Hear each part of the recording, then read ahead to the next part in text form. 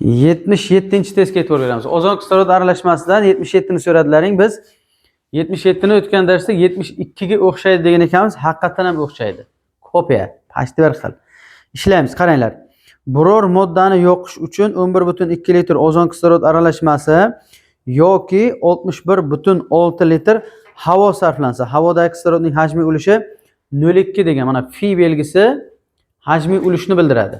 Agar sizda ulushni 0,2 deb foiz belgisi yo'qmi, demak uni 100 ga ko'paytirsangiz foizga aylanadi. 20% demoqchi. Aralashmadagi kislorodning hajmiy ulushini aniqlang debdi. 77. 11,2 litr ozon kislorod aralashmasi. Keng shuni bo'lib olaylik-da. 11,2 ni bo'lamiz 22/4 ga. 0,5 mol ozon va kislorod aralashmasi. Keyin 61,6 litr havo sarflandi deyapti. 61,6 litrni bo'lamiz 22/4 ga. Buni ham molga aylantirib olaylik. Aniq sonlar aytinglar. 2,75 mol bu havo. Bizga havo tarkibidagi kislorod kerak. 2,75 moli 100%. Havo tarkibida 20% kislorod bor. Topinglar. 0,55 mol. Va alaykum assalom. Kiringlar. Ya bemalol. Va alaykum assalom. Erta boshlab qo'ydik salgina. Shu kameraga ehtiyot qilsalaring bo'ldi. 0,55 mol nima edi bu, kislorodmi? 0,55 mol kislorod. Xo'sh, endi qarang, mana 0,5 mol ozon kislorod aralashmasi bor edi-ku, mana ozon bor edi va kislorod bor edi.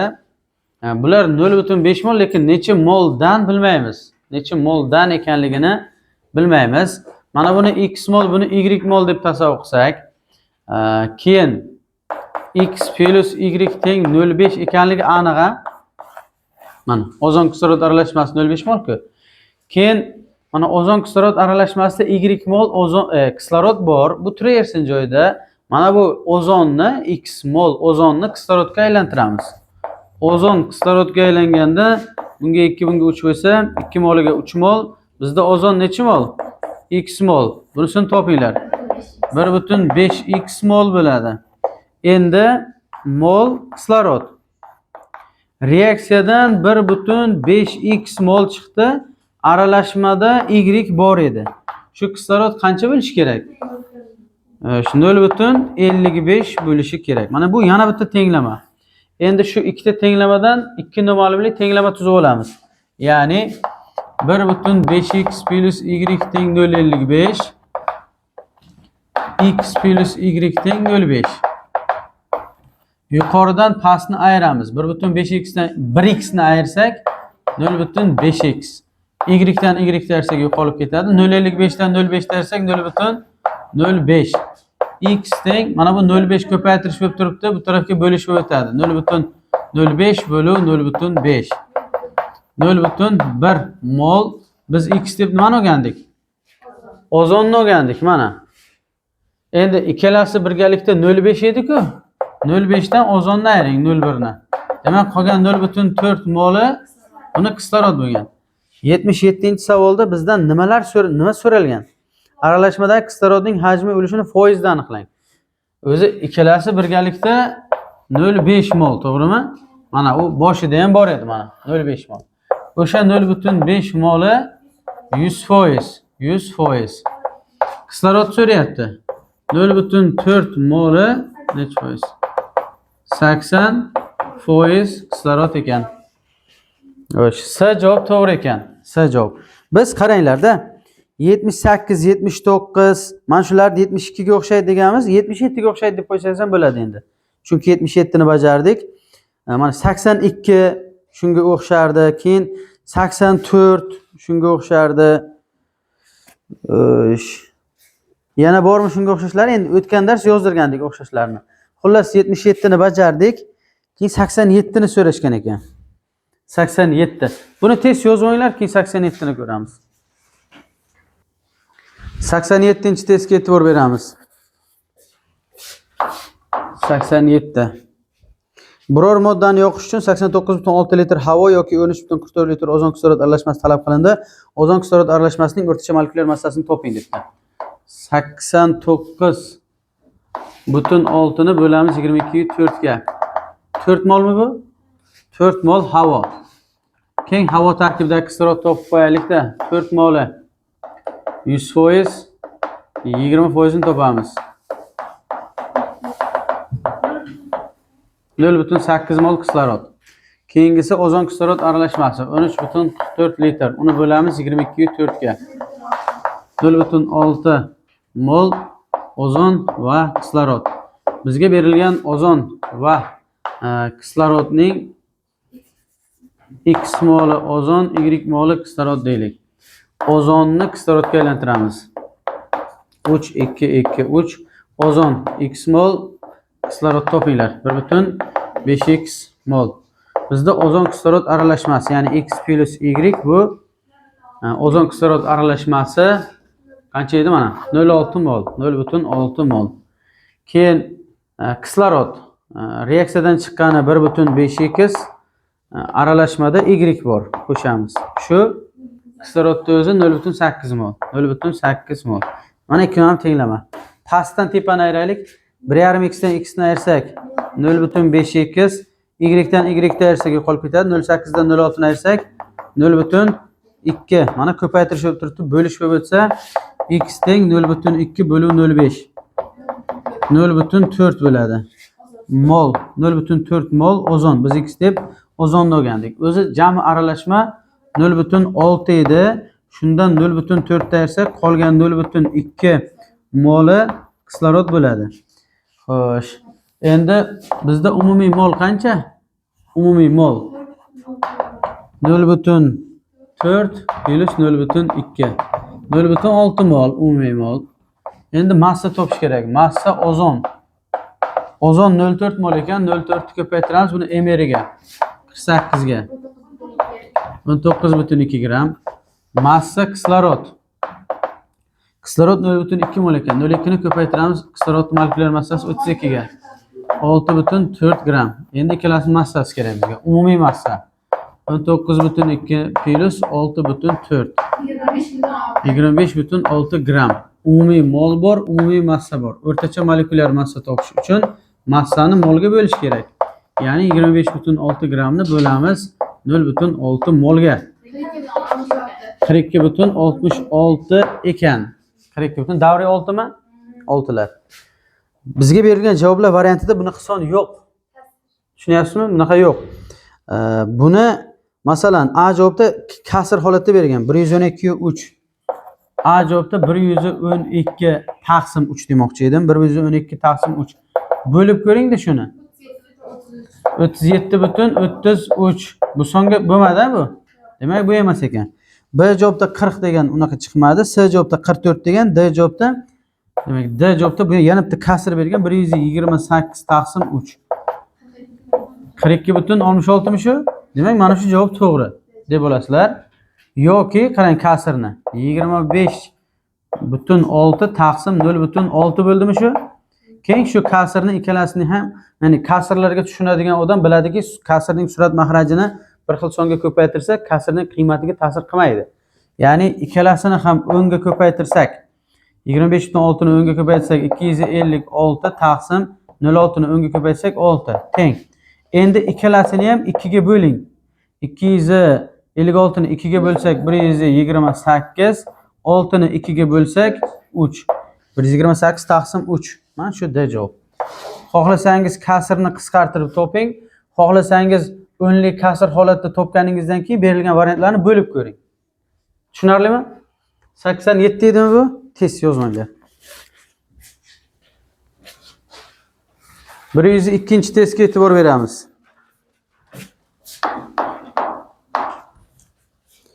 Kislorod bilan to'ldirilgan idish orqali elektr toki o'tkazilganda hosil bo'lgan aralashmaning o'rtacha molyar massasi 38,4 gram bo'lib qoldi. Kislorodning necha foizi ozonga aylanganligini toping deb savol berdi. Xo'sh, yaxshi.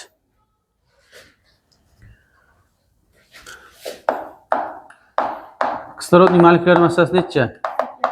Ozoncha O'rtachasini qancha dedi bu? 8,4. Ya'ni diagonal usul bilan ishlaymiz. Bundan buni ayirib baqish kerak. 9,6. Bundan buni ayirsak 6,4. Ikkalasini qo'shsak 16 ekan. 16. Xo'sh, endi kislorod to'g'risidan chiqqan son 9,6 ni bo'lamiz umumiy son 16 ga. 0,6 mol kislorod. Keyingisi ozon to'g'risidan chiqqan son 6,4 bo'lamiz umumiy son 16 ga. 0,4 mol ozon. Savolga e'tibor bering. Kislorod bilan to'ldirilgan idish. Demak, idish kislorod bilan to'lgan, to'g'rimi? Kislorod bilan to'lgan. Ozon qayerdan paydo bo'ldi yo'q? Reaksiya, ya'ni idishdagi ozon, kislorodning ozgina qismi ozonga aylangan.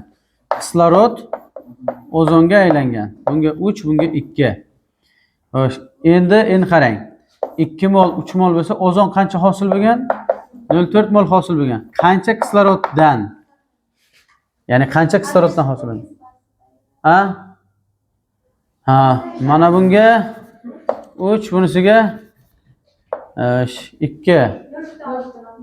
Bu 0,6 mol. Endi qarang. 0,6 mol kislorod ozonga aylangan, 0,6 mol kislorod ozonga aylanmagan, idishda qolgan. Tushunyapsizmi? Demak, 0,6 moli bu reaksiyada ishtirok etgani, 0,6 moli ortib qolgani idishda. Jami kislorodning miqdori reaksiyada ishtirok etgani 0,6 mol, ishtirok etmagani 0,6 mol. Jami 1,2 mol. O'sha jami 1,2 moli 100%.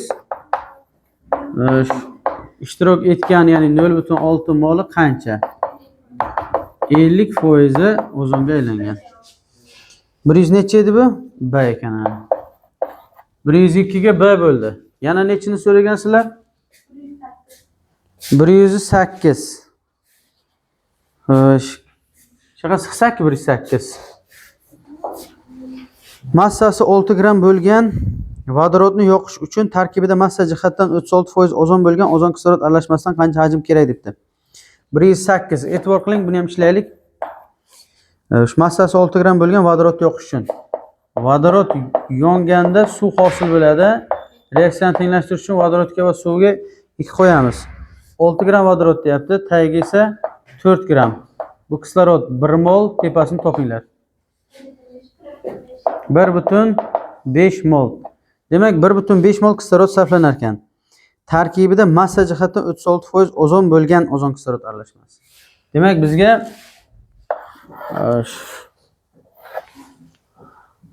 ozon kislorod aralashmasini bergan. Ozon va kislorod. Mana shuni 1 mol deb tasavvur qilaylik, buni molini bilmaymiz. Mana shu 48 gram. 48 grami ozon necha foiz? 36%. 36%. Shu 100%dan 36% ayirib o'ringlar-da. 64% kislorod bo'ladimi? 64% ni topaylik. 85,33 gram kislorod. Endi ikkalasini ham molga aylantirsak yoki ikkalasini ham hajmga aylantirsak, qaranglar. 44,8 bizda ozon 48 gram, to'g'rimi? 48 gram ozon necha litr? 22,4 litr ozon. Keyin 32 gram kislorod 22,4 litr. Bizda kislorod 85,33 gram. Bu qancha? Ko'paytirib bo'linglar.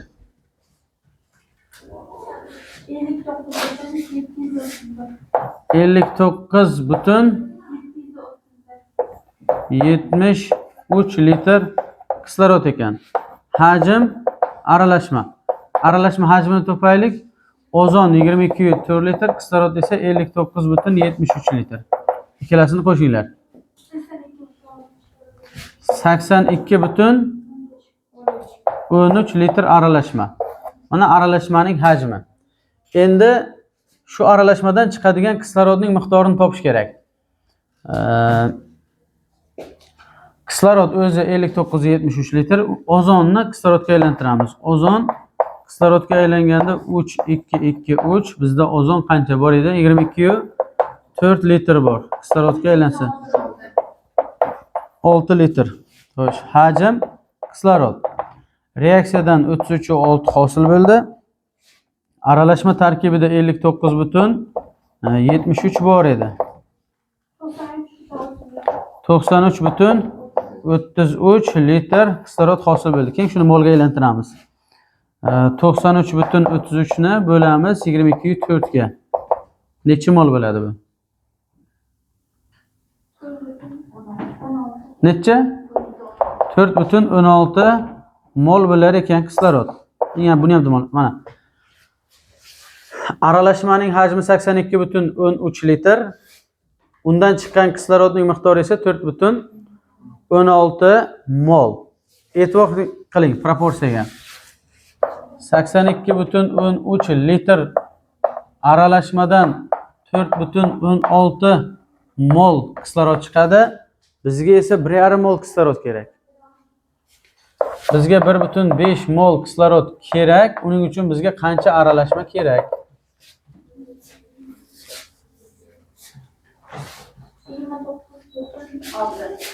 29.568 litr. Da javobmi? Kalkulyator bilan urgan paytlaring 29.6 chiqyaptimi? Agar 29.6 chiqsa ham eng yaqin javob shu. Agar siz yaxlitlamasdan ishlasangiz aniq shu chiqadi. Yaxlitlamasdan ishlasangiz agar.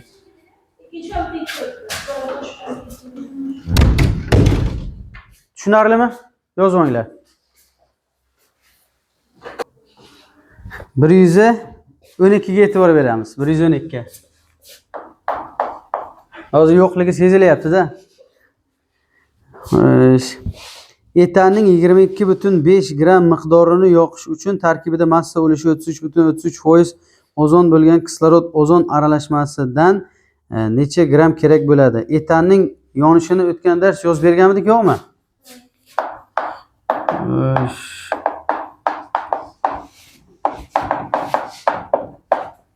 2 4 6 7 ekan mana. 14 7 to'g'ri bo'ldi. Keyin etanning molekulyar massasi 30 mida 2 ga ko'paytirsak 60, bizga esa 22.5 berilgan. 22.5 gram. Kislorod 7 mol, tepasini topinglar.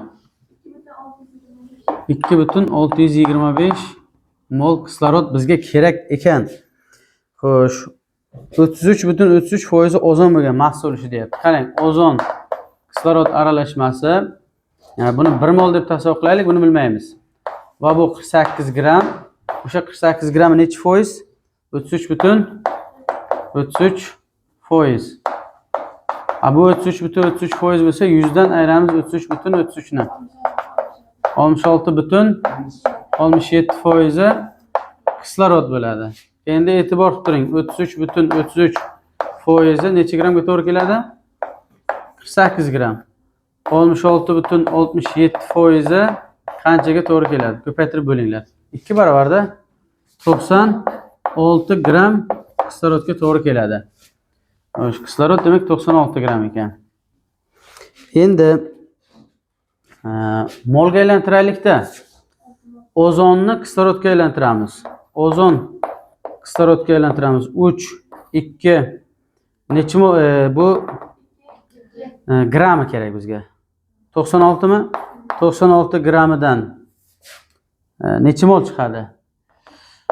3 mol 96 gramdan. Bizda ozon qancha bor? 48 gram bor. Necha mol kislorod bo'ladi? Yarim. 1.5 mol kislorod. 1.5 mol. Aralashmada 96 gram bor. 96 ni bo'lamiz 32 ga 3 molmi bu? 3 mol. Mana bu ham kislorod, bu ham kislorod. Demak, jami kislorodning moli reaksiyadan 1,5 mol chiqdi. Aralashma tarkibida 3 mol bor, jami 4.5 mol. Endi massa aralashmaning massasi kerak. Ozon 48 gram, kislorod esa 96 gram. Ikkalasini qo'shish kerak. 144 gram. proporsiyaga e'tibor bering.